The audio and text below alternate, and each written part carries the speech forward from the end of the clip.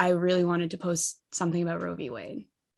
Yeah. And she was sharing on her social medias, and I was talking to her, and it directly affects her. Like she's from South Carolina, and her it's like it directly affects her. But South Carolina has like already I believe South Carolina had a trigger law with Roe v. Wade. Her and I, my home's in Florida. It's coming. Oh fuck, true. Yeah.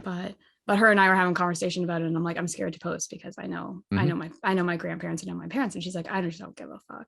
And I'm like, true. True. It's like, it's my body. This Canada seems to be America light.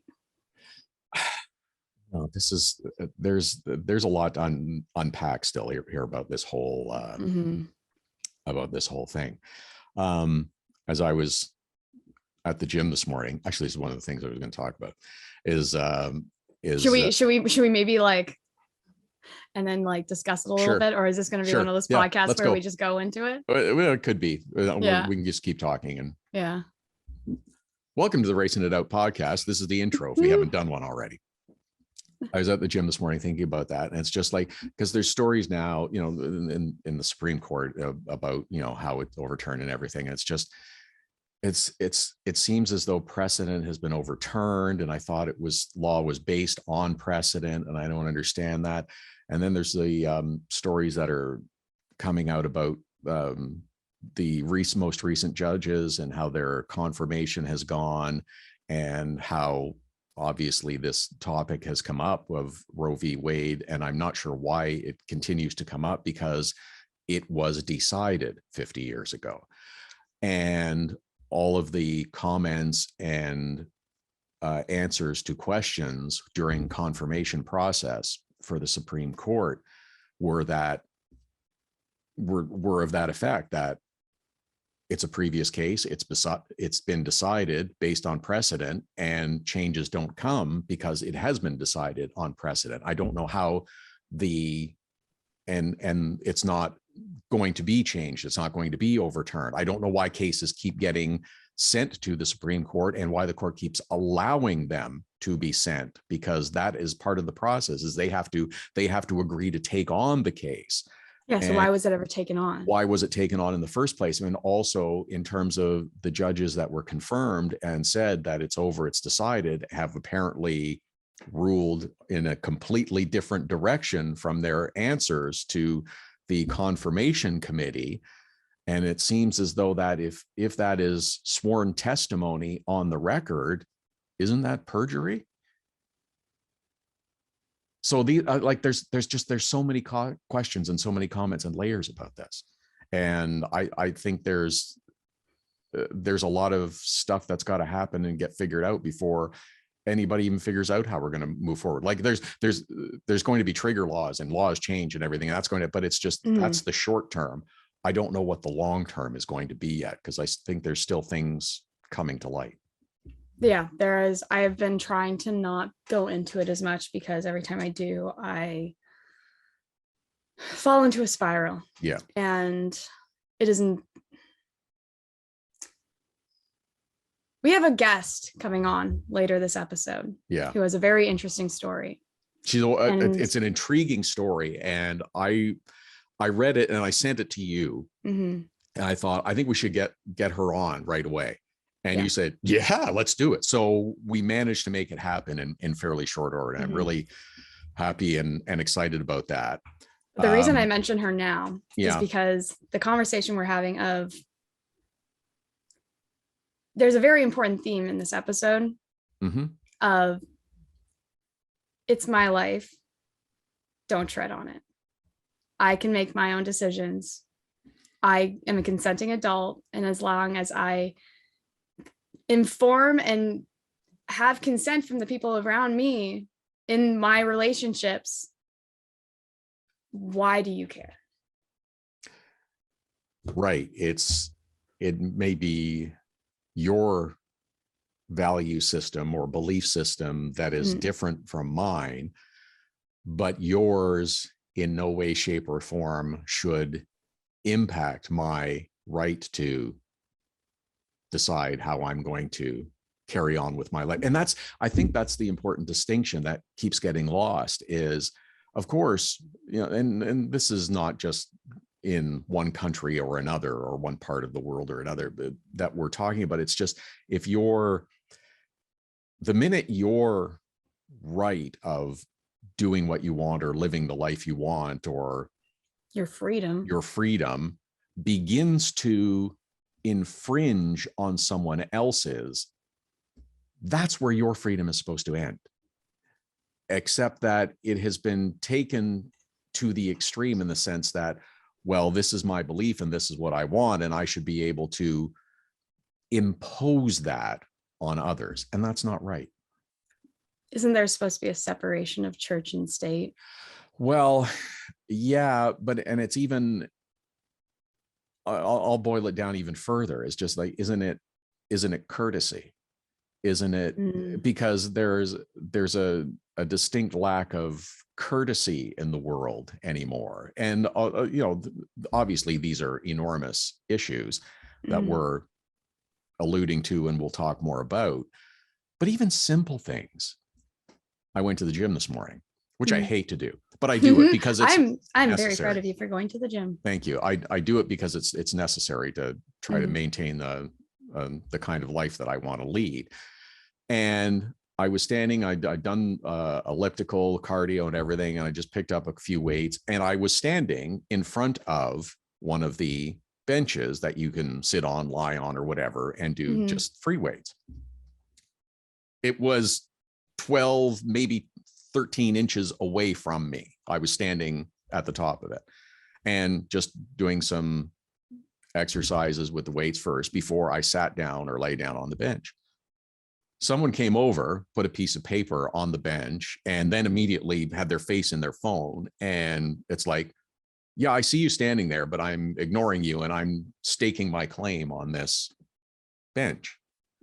I stood there for a second and just kind of looked with my arms out like this. I'm like, you're not going to pay attention to me. You're not going to acknowledge me. And why is that? It's because you're rude is what it is. And it's just, there's just a little more courtesy. It doesn't cost you anything to be nice. And that's, if we had a little more of that, breathe the accelerator just a little bit, we'd all get through a lot smoother. Do you think it's courtesy or empathy? Maybe a little of both, but just consideration for others. Yeah, that was something I kind of like thought about this weekend of like, a lot of people don't have self-awareness anymore. They don't. Oh yeah. They're very much like this now. Tunnel vision. They don't see what's around them. So they're not like, oh, like I'm crossing a crosswalk. Oh, I see a car here. I'm going to like skip a little further ahead just to kind of make sure they can get on their way. Right. Instead of. I'm just, walking. Totally absorbed in what I'm doing, and I don't care about anything or anyone else. Yeah.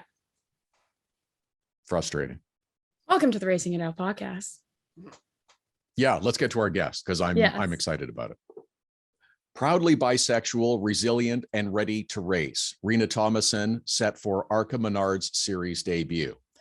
That's the headline from the story that caught my attention about our guest, Rita Thomason. When you read a little further, you'll learn that she's faced significant challenges during her life and has a remarkable story that we want to help highlight. She currently resides in Tuscaloosa, Alabama, has a career in law enforcement, just completed her first ARCA Menards Series race. She finished 12th. Among some of the other stages of her life and challenges that she faced, parents that struggled with addiction and mental instability, moving to new cities and or states once a year or more, homelessness, struggling to sort out her feelings towards men and women, among other things. I have not met her until now. Rita, I never felt once reading about you that you were anything but motivated by your life's difficulties and use them to push yourself forward, and your desire to help people is admirable. It's nice to meet you, Rita Thomason. Good to meet you too. Thank you for having me on. It's our pleasure. Thank you for coming. It's so let's talk a little racing first, because this is one of the things we do on this podcast. Tell us about your first ARCA Menards Series experience. That was interesting. So not only was it my first ARCA Menards race, but it was my first paved oval race ever. That's right. Yes. Wow. Yeah, the only other oval racing I've done was on dirt at like my local 3/8 mile track in a front wheel drive car. That was different. The quality of the talent in the ARCA Menards series is amazing. Those drivers are fast. Yeah, that happens sometimes as you start to move up the racing ranks. You find the driver's talent is pretty good. So what were your thoughts about the whole experience, having, you know, the practice, the qualifying, and trying to get up to speed and trying to, I remember you saying too that you weren't expecting to win the first race, but you wanted to finish and do as well as you could. Yeah, we missed a little bit of practice because we had some issues getting our car to pass, or my car actually, to pass tech. The setup wasn't quite right. Alex and his team, Club Racing, are an amazing team, but it's their first year really operating on their own. So they're still trying to work out some kinks. And then I got out on track and my spotter and I had some radio miscommunication. So it was hard to try to be fast and stay out of the faster car's way. And I was just like, oh my God, I thought in practice I'd get some clear track and learn to be a little bit faster, but a half mile in ARCA cars is a very, very small track. It turns out.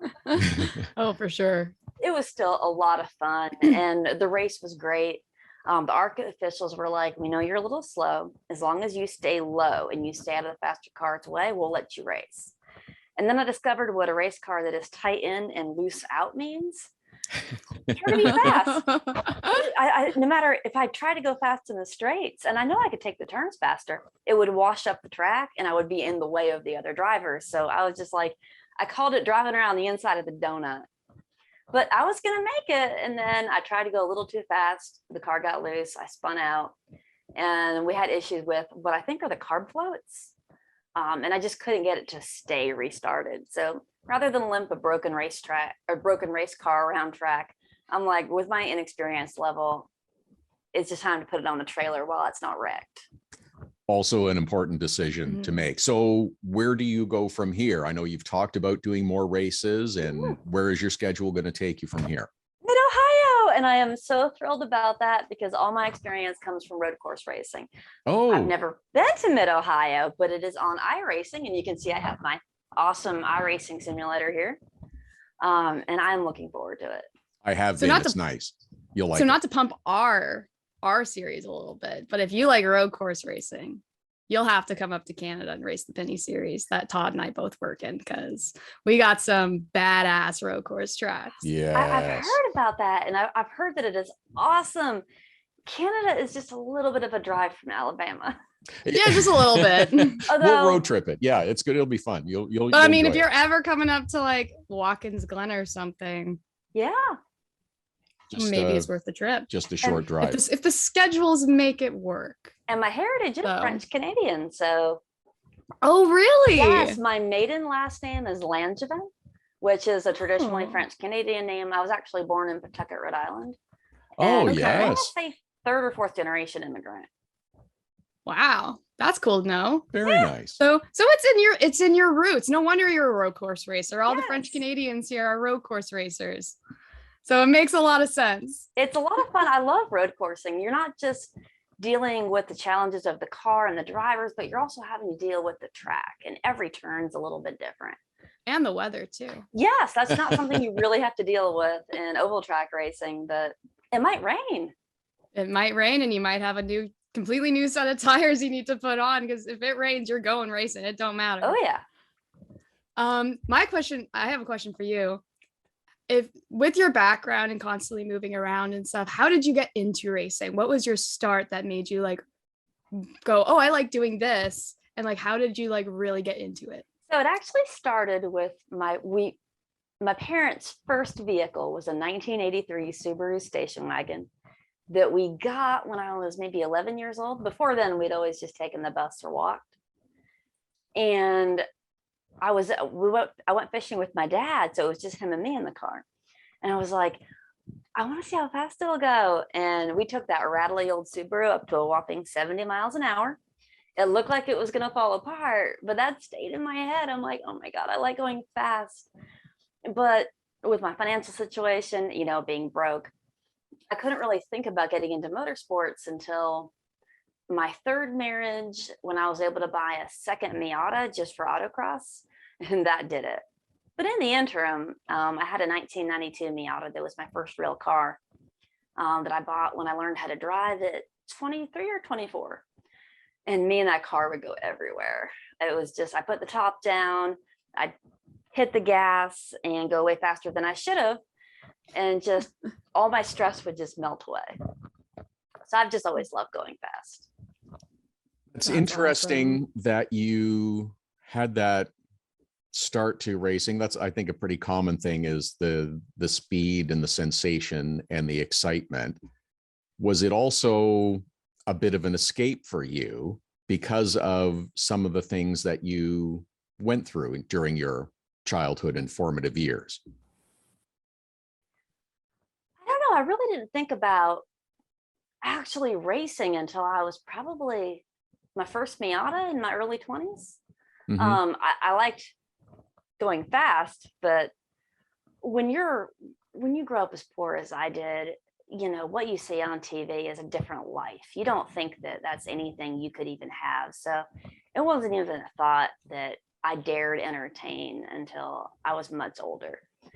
But one thing I do like about racing is that when you're in the car, you can't be thinking about the bad day you had at work or your boss getting mad at you or the difficult call or any issues. You have to be 100% focused on what you're doing. And it's like, it's almost like meditation, which I love it. Interesting. Very interesting. When did your financial struggles and stuff really start to, like, when did it all start to happen for you? Like when it got better or when it started sucking? When it started sucking. Oh, my entire life. Yeah. My family, we grew up really poor. My mom, she never went to a psychiatrist because she doesn't believe in them, but there's no doubt she had some issues there. She couldn't hold down a job. And my dad, as try as he might, he struggled with alcoholism and gambling addiction for most of my childhood. And he was also disabled. So he was trying to hold down 3 part-time jobs and finally got on disability, and we were living off like $1,200 a month, skipping from apartment to apartment and city to city, just hoping that we'd have a better life in the next one.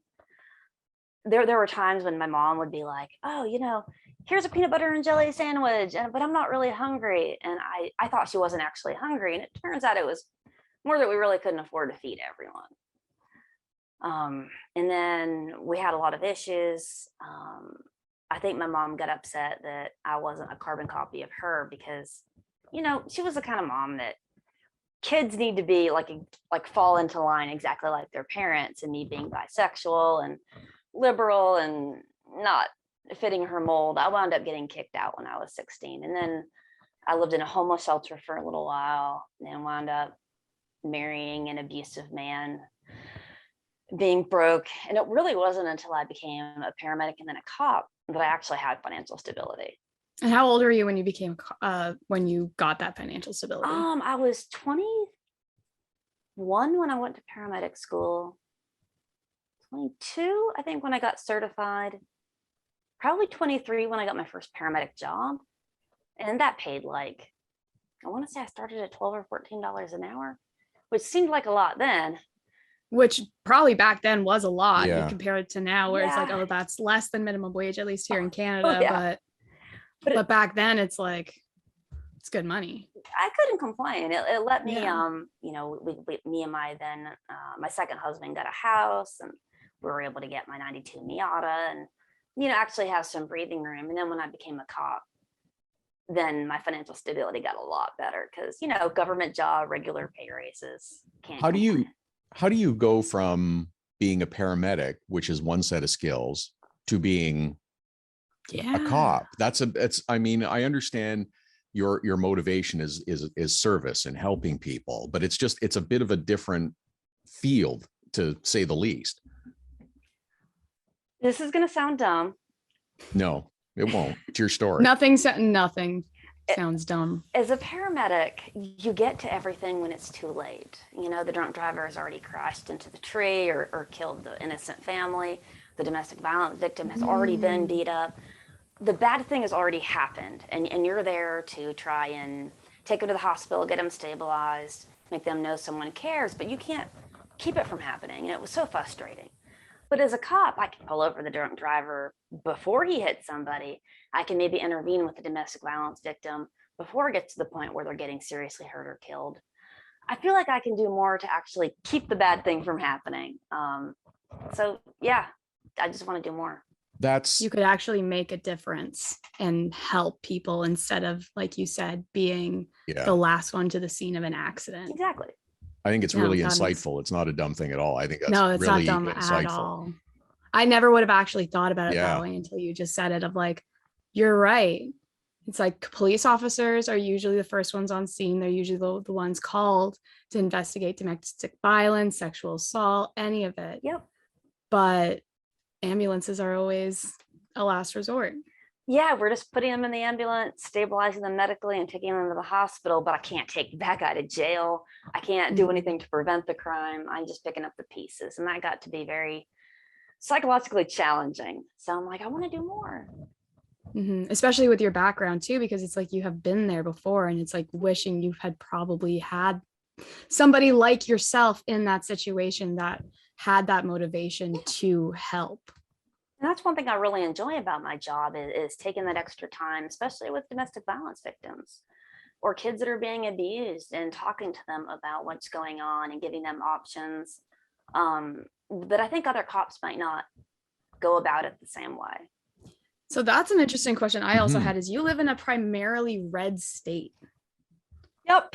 So it's especially, and I don't want to get into it now, but all the stuff that's coming out in the States from this weekend with Roe v. Wade.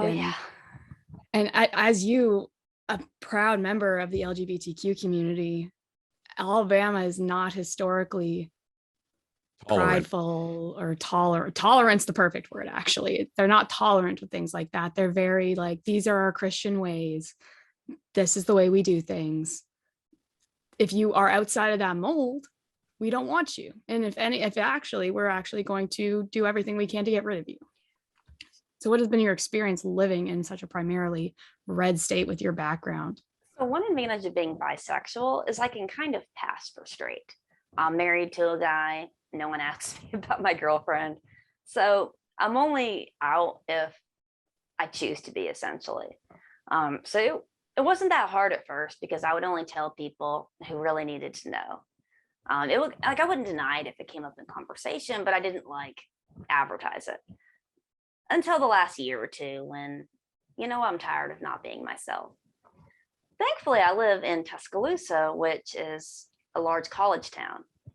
So it tends to lean more liberal. That's helpful. I really haven't experienced a ton of issues, surprisingly enough. You bring up an interesting conversation, though, which is a conversation I've seen a lot this Pride Month about specifically bisexual women that date men and are not accepted into the LGBTQ community because they're like, well, no, you're bi-curious. You're not actually bisexual. Like, you're just like fooling around. You're like experimenting, all this stuff. And it's like, why can you not just accept bisexual women when they say they're bisexual? I agree. So why do you make us mask? Yes, it's frustrating because I actually had to have this conversation with one of my crew members. He's like, how are you bisexual if you're married? And I'm like, okay, so this is going to be an educational moment. And I explained to him that it's about who I'm attracted to, not necessarily who I'm currently dating. I'm attracted to both men and women. I've been in relationships with both men and women, and I'm actually currently in a relationship with both a man and a woman. But even if I were married to a man, that's still, just to a man, it wouldn't invalidate my bisexuality. And it's hard to get people to understand that it's not who you're having sex with, it's who you're attracted to.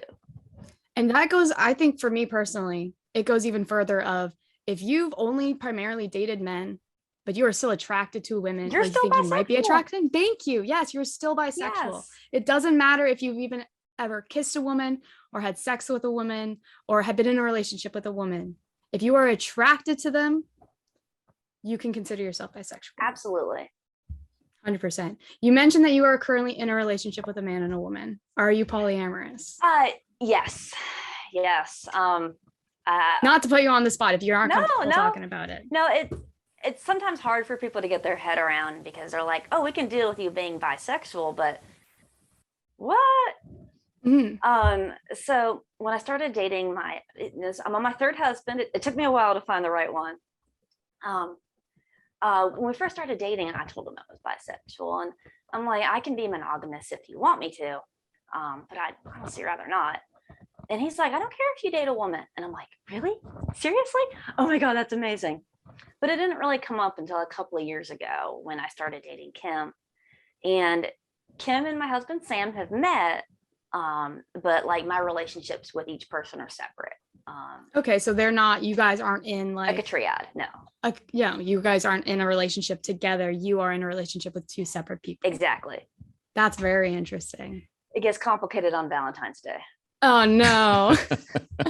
I love that you have a sense of humor and are comfortable expressing yourself and have a sense of humor about it. I'm sorry, I didn't mean to interrupt. Go ahead. Oh, you're fine. I think if more. No, I feel like I've been asking too many questions. No, it's good. I've been asking more questions. I'm deliberately staying quiet because I'm enjoying listening to how this conversation is going. So please continue.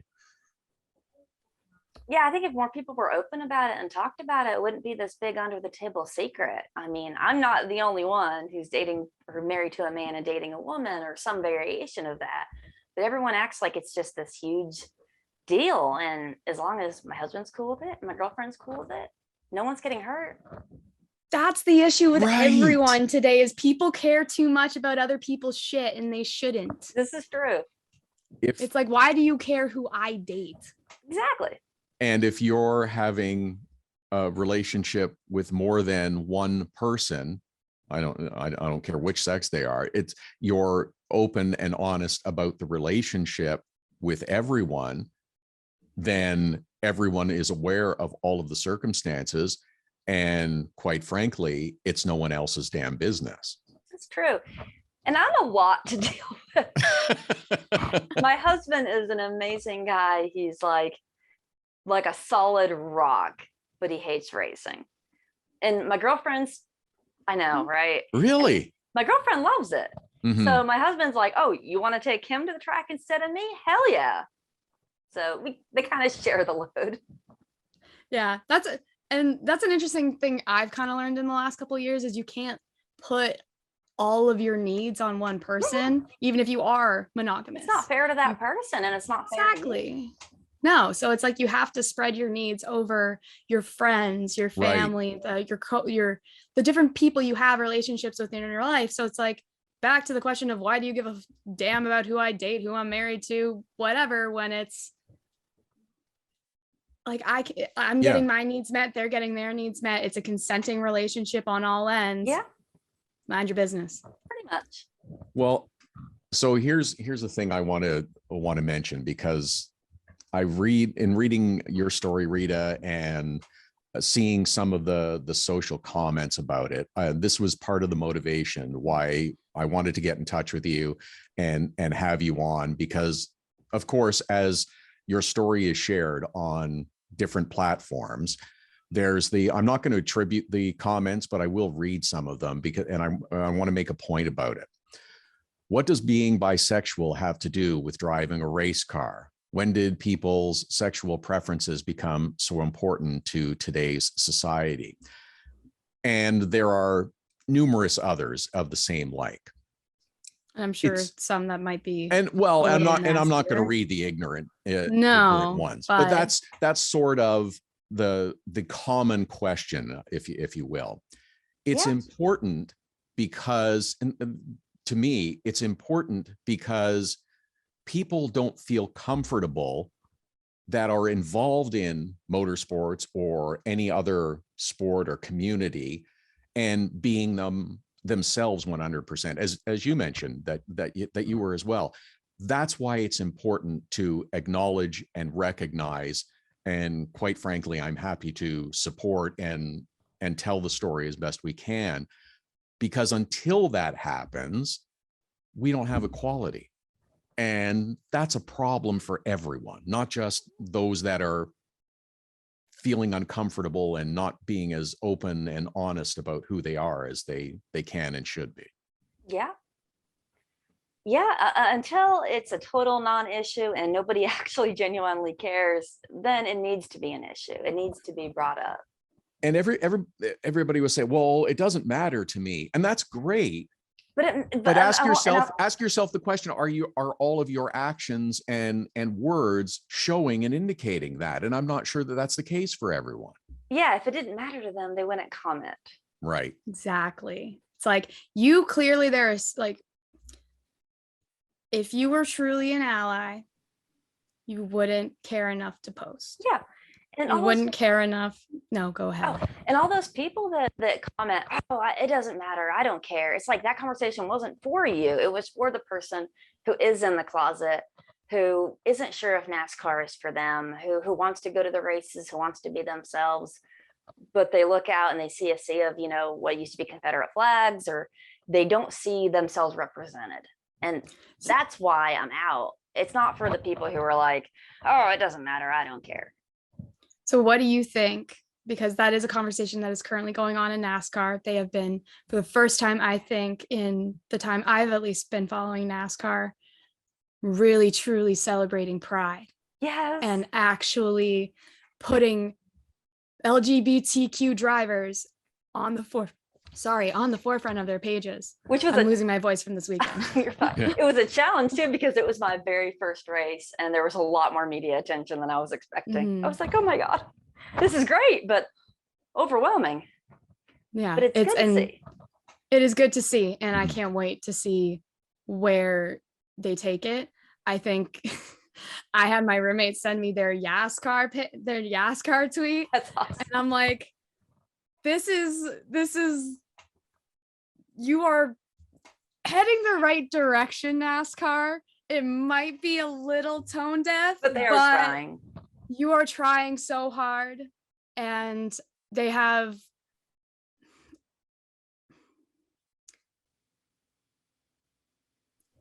are continually facing the adversity that they know they have in their sport. And it is awesome. And having a driver like you, because the one thing I will say I haven't seen this year is female LGBTQ drivers. Yeah, and I've noticed that there are no openly queer women currently in NASCAR. Mm-hmm. And I wonder if maybe, I don't know why. I'm sure I'm not the only one. Mm-hmm. But I mean, we go back to that topic of being even just bisexual, let alone a fully gay woman in racing. You get those questions of, are you really gay? Like, how can you be gay or like women if you're in NASCAR? Like, you're probably just like saying that so you don't get harassed and like stuff like that. And it's like, mm-hmm. Yeah, it's a challenge. It's a challenge. But I picked it. I could have just stayed in the closet, but I looked around and I was like, there's no representation. And I did some research, and the only other member of the LGBTQ community that was female in NASCAR was 45 years ago. I think Lela Lombardi. She was an F1 driver, and she drove. Oh, you mean in like all of motorsports? All of NASCAR for sure. Okay. She was in F1 and she drove like half of the like Daytona 500 or something. Okay. Back in, 45 years ago. And all the research that I found, or that I looked at, that was the only other one. And I was like, oh my God, that's awful. That's horrible, but it is 2022. Although it may not feel like it in the news this week, it is 2022. I personally, for me, like the direction the NASCAR is going with their diversity movement. What do you think they could be doing differently, actually? I think they could probably incorporate that kind of stuff, not just in June, but a little bit throughout the year. That way it's not as like big of a deal to their fan base. They're just going to get used to being like, oh, well, this gay male driver got a top 5, or, you know, just have it be just part of the conversation and not just one month. And I don't know, I guess is Pride Month necessary to get to that point? And maybe we have to, you know, keep making a big deal about it until it's not a big deal, if that makes any sense. It does. And I'm sure that, yes, I think it still needs to be. I like Pride Month. I can find so much cool rainbow pride flag stuff. Well, and maybe it's as simple as that, is maybe the merch is always available, and it's just simple things like that. I have not seen acceptance. That the NASCAR Pride merch, I have not seen that limited time on it. So good. I am hoping that it is going to be there. I hope so too. I bought a NASCAR Pride hat to go with my NASCAR Pride shirt, but it's not supposed to get shipped till like October, but yay. I know, I was looking at them as well. So awesome. Rita Thomason, you're an inspiration. I'm so happy that you were able to join us today. And yes, we'll stay in touch and keep following your story and keep promoting your story as well, because it's an important one. And we really thank you and appreciate you being here. Yeah. And I'd love to come back after Mid-Ohio if you'd have me, and we can talk about how that race went. Oh, you'll be back. Trust me. Oh, yes. You'll 100% be back. Awesome. Well, thank you guys so much for your time. I very much enjoyed being on this show. She was phenomenal. I love her. She's wonderful. I'm so glad that we were able to connect and have Rita join us. And we will be having her on again, because she is, no question. She has a very unique perspective of not only NASCAR, but of racing. And I think she's going to be an inspiration to a lot of young girls that were in a similar position to her. Not only how could she not be? How could she not be? And I'm not talking about just her being bisexual or polyamorous, her being that surprised me too. When she mentioned she had a husband and a girlfriend, I was like, you're openly polyamorous as well. That is huge. And I think she's telling her story. She reached the point in her life where it's like, no, I need to be who I am. And she's authentically herself. And she that's a great phrase. Authentically herself. That's a beautiful phrase. And I'm glad she is. I'm sorry more people aren't. And I hope that this little bit that we've been able to do and conversation that we've been able to have will help others to do that, because is there anything better than being authentically yourself and comfortable and happy? And I've talked with, friends who have gone through, difficult times and relationships or life or whatever and stuff. Is like, and I said, it's like, because there are times in my life when I wasn't, but it's like, you got to be comfortable in your own skin and comfortable with who you are and what you want to do and what you want out of life and what you're looking for in life.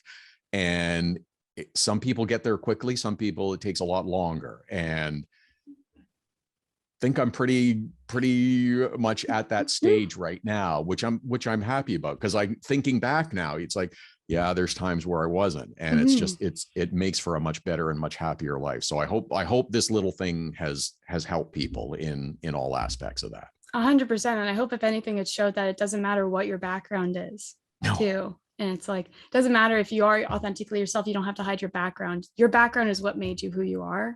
Exactly. It's what got you to this point in your life. Exactly. It's like, she didn't start really racing until she was in her 20s, as compared to like all the cup drivers who've been racing since they were like 3. So what?